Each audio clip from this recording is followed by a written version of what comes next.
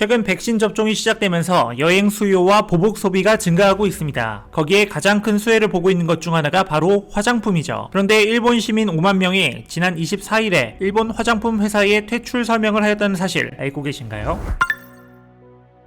보복 소비가 증가하였음에도 불구하고 뷰티업계도 노재팬, 불매운 등의 여파를 피하지 못했습니다. 훌쩍 성장한 K뷰티의 아성에 한국 화장품 시장에서 맥을 못 추던 J뷰티의 입지는 2019년 7월 시작된 일본 제품 불매운동 여파에 설 자리가 없어지고 있죠. 일본계 브랜드 슈에무라는 한국 시장 영업 종료를 결정했습니다. 슈에무라는 일본의 메이크업 아티스트 우에무라 슈가 1958년 창업한 브랜드로 가부키 배우들의 두꺼운 메이크업을 깔끔하게 지어주는 클렌징 오일로 유명합니다. 슈에무라는 일본 불매 이후 백화점 매출이 약 20% 감소한 것으로 추정되는 상황에서 지난해 코로나19 여파로 색조 화장품 시장이 위축되자 이중고를 겪은 것입니다. 이에 백화점 35개 매장을 포함한 전국 77개 매장의 영업 종료를 결정했으며 작년 9월 이후 국내에서는 면세점 채널에서만 제품이 유통되고 있죠. 뿐만 아니라 대표적인 혐한 발언으로 오래전부터 한국인들에게 몰매를 맞은 기업이 있죠. 바로 DHC입니다. 슈에무라, SK2, DHC,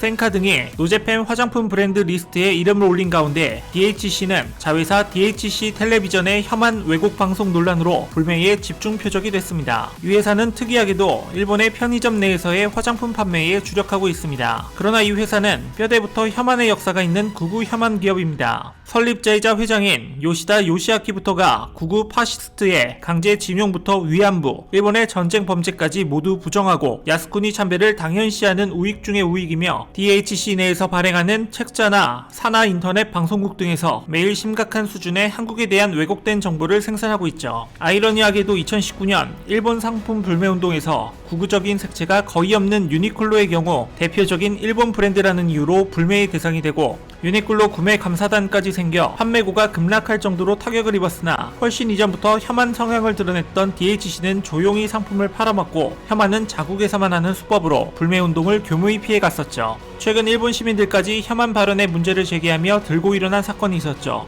사건의 발단은 지난 4월과 5월에 DHC 홈페이지에 올린 혐한 글 때문이었습니다. 당시 게시글에는 일본을 위해 경멸해야 마땅한 한국계 유명인사의 실명을 밝히려 했는데 일본사와 방송사가 맹렬히 거부해 좌절됐다. 일본의 중추를 한국계가 차지하고 있는 것은 매우 위험하다는 내용이 담겼죠. 이 글은 요시다 회장에게 역풍으로 돌아왔는데요. 이 사건으로 한 시민단체가 혐한을 조장해온 요시다 요시아키 DHC 회장과의 거래를 중단해달라는 5만여 명의 서명이 담긴 문서를 편의점 업계에 전달했습니다. 뿐만 아니라 일부 일본 내 신문과 방송도 DHC 광고 게재를 거부하기도 했죠.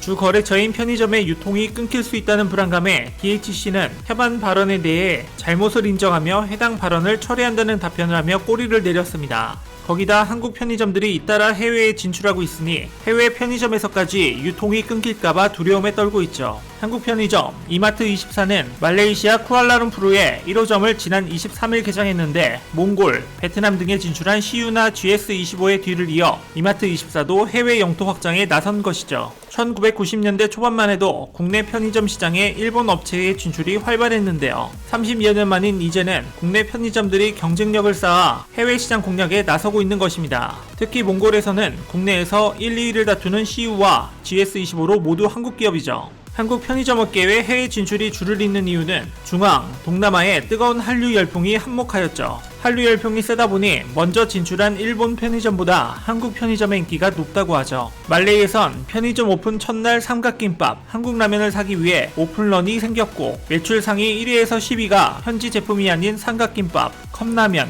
과자 같은 한국 제품이었습니다. 1990년대 초 일본 편의점이 다양한 제품으로 인기를 끌며 해외에 진출했다면 지금은 한국 편의점이 동남아에 진출하는 상황으로 바뀌었죠. 한국 편의점의 경쟁력이 그만큼 올라갔고 미리 진출해 있던 일본 편의점이 긴장할 수밖에 없는 상황입니다. 이에 따라 DHC와 같은 혐한 기업은 자국 편의점은 물론 해외 편의점까지 설 자리가 없어진 셈이죠. 혹시 주식하시나요? 앞으로 상승할 보복 소비 관련주 궁금하시다면 오른쪽 버튼을 클릭해주세요.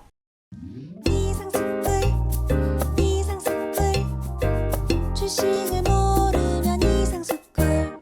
주식 모르니 이상스쿨.